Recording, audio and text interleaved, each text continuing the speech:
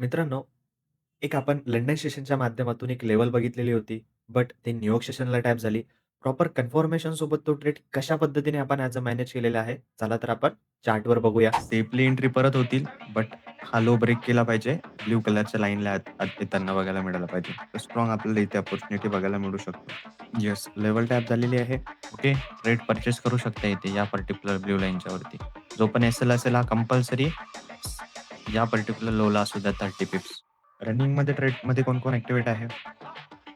जे पण दिसत असेल तुम्हाला तुमच्या अकाउंटला ॲज अ प्रॉफिट त्यामध्ये 50% क्वांटिटी बुक करा. बाकी ओपन असू द्या.